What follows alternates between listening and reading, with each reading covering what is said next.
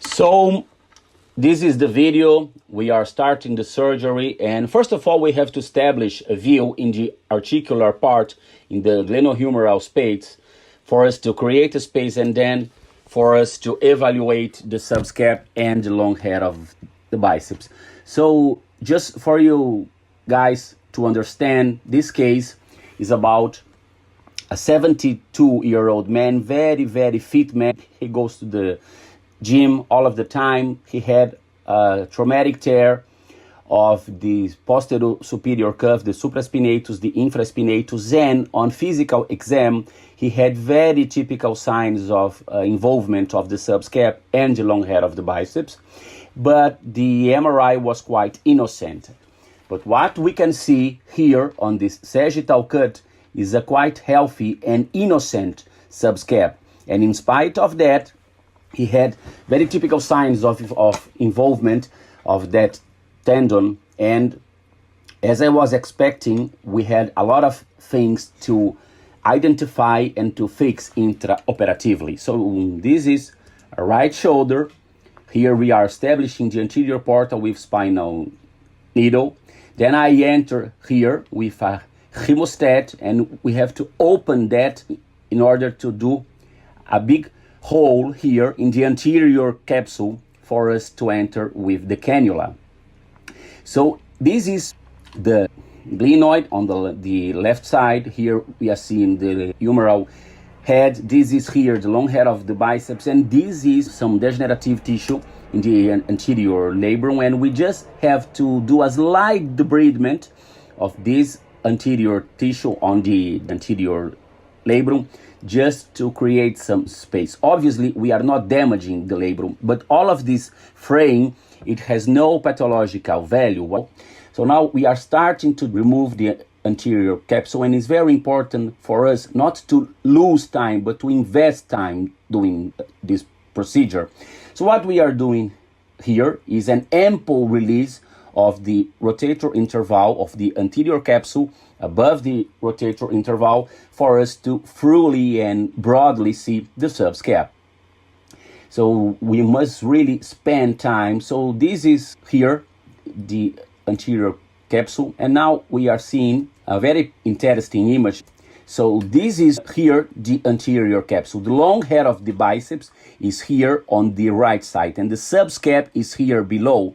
And it's only with the removal of all of this structure that we will be able to properly evaluate the subscap and to identify any tear if present. So we really have to invest time. Sometimes it takes 2 minutes and sometimes it takes 15. So this is now another very important image. This is here the anterior capsule. This is here the anterior capsule upon the rotator interval. We have to take it all in order to properly see and hence evaluate the subscap. So we are doing this, and at that moment we started to see the subscap. So here we are seeing the insertion of the subscap.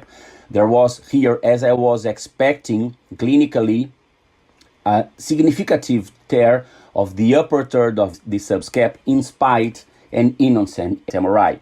So without an ample release of the anterior capsule, we cannot see it.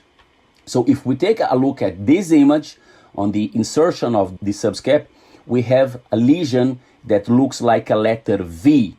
And again, we only can see this with a broad resection removal of the anterior capsule on the rotator interval, together with a dynamical analysis of the subscap with internal rotation and external rotation. If we just make a slight external rotation like we are doing now, we can see the same tear in another way, just looking like a letter U. And so a broad removal and ample removal of the anterior capsule is absolutely fundamental for us to identify this kind of tear. So how to evaluate the long head of the biceps? Well, we must understand this. First of all, we have to come with a probe, and we must put the long head of the biceps inside the glenohumeral joint. So what are we seeing here in a statistical analysis is a lot of fraying and a lot of degenerative tissue on the biceps. But the thing is that the evaluation of the long head of the biceps is dynamical, is not statical. So what we must do here is to come with a probe, and then we must put the long head of the biceps inside the glenohumeral joint. We generally do this with abduction and external rotation in a way that we can see much more lesion, much more damage than we were seeing on a static view. So when we were seeing the biceps statically, we were only seeing this part of the tendon. But when we put the tendon inside the glenohumeral joint, we can see this part of the tendon, which generally stays inside the bicipital groove. And this is what literature always calls biceps hidden lesions. So this is what we are seeing here. This is a biceps hidden lesion. So first of all, what I do in these cases is that I put an anchor in the lesser tuberosity to fix subscap and to do the long head of the biceps tenodesis in the lesser tuberosity, of course. So the first thing is that I come with a soft tissue shaver. You don't need a burr, and this here is a very, very important image. This is a right shoulder, so this is the long head of the biceps. The subscap is here, and I come with the shaver just above the subscap insertion in order to create a bony bed in which I will put my anchor and fix both the subscap and the long head of the biceps. An important thing is this: you don't have to use an osseous shaver, a burr. You just can come here with a soft tissue shaver. So just after that, here we can see that I have created a very good bony bed here in which I will put my anchor to fix both tendons. And after that, we must put the anchor. We can use a metallic one, we can use an absorbable, it doesn't matter as long as it's double loaded, of course. So just after that, we take off the instruments, we test the anchor, it's in a good place. So after that, what I really like to do in these cases is to create an accessory anterosuperiolateral portal, which will help me tremendously to fix the subscap and to fix the long head of the biceps. What is important for us to understand is that this is a super usual portal. We come here as we are seen, and then we will come here with my spinal needle. I'm just opening, and then I'm coming here with a suture manipulation through the anterosuperiolateral portal, and I'm gonna isolate the sutures. It's very important for us to isolate the sutures whenever possible, not to make a mess with them. So this is what I'm doing now. I am picking the blue sutures and I am isolating the blue suture in the anterosuperiolateral portal. After that, for the same anterosuperiolateral portal, I am putting one leg of the white suture in front of the subscap in a very elegant way. And after that, with a simple bird beak, I'm coming and I'm gonna pick a very healthy bite of the subscap and pick up in a retrograde fashion that leg of the white suture that is passing now through the subscap and out of the shoulder through the anterior portal. At that moment, so we just have to tie the knot in order to fix the subscap. And in these cases, generally, with a simple suture, with a simple knot, it becomes very easy to fix the subscap. So what we are seeing here is a beautiful fixation of the subscap, a beautiful takedown just with one anchor. And after that, we will have to go to the biceps tenodesis. So here we are seeing a beautiful fixation of the subscap in the lesser tuberosity. What we are doing here is just cutting the knot, and as a next step we would have to move now to the biceps tenodesis. So what is very important for us to understand is that we have to first do the tenodesis and then the tenotomy.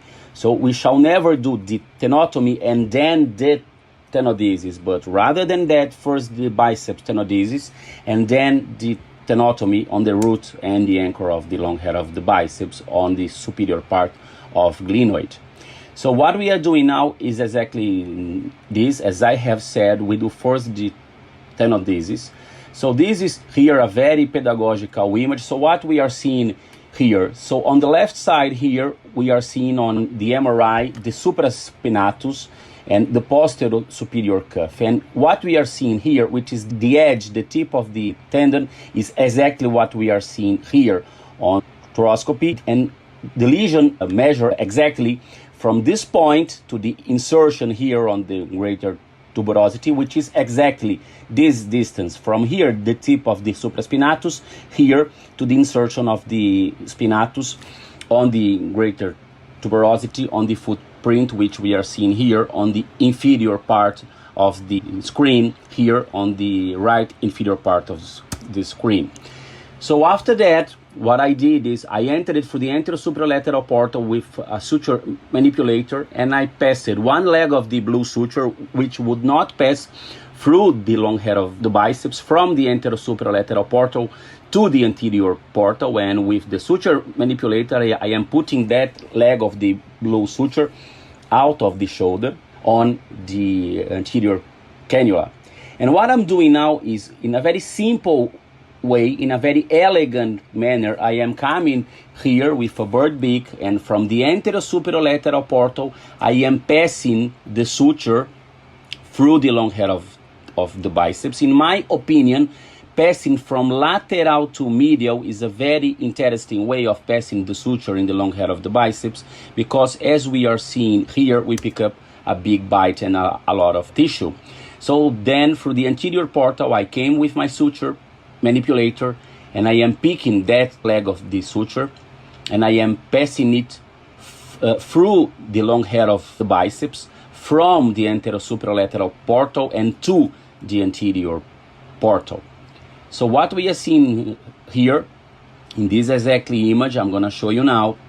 So what we are seeing here, this is the long head of the biceps, and that leg was passing through the long head of the biceps from the anterosupralateral portal on the right side of the screen to the anterior portal on the left side of the screen. And after that, we would have to tie the knot to do the biceps tenodesis in the lesser tuberosity. So this is what is being done.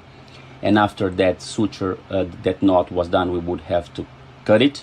And after that, the biceps tenodesis was done. Now we are cutting it, and as a final step, so we would have to do the biceps tenotomy. So this is the insertion of the long head of the biceps in the biceps anchor, which is here.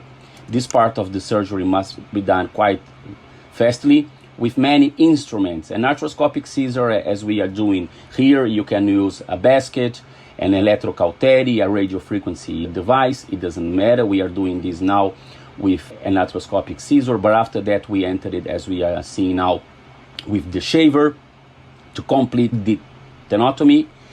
At that moment, we would have to enter with the shaver to do a very fast and slight debridement of the biceps anchor.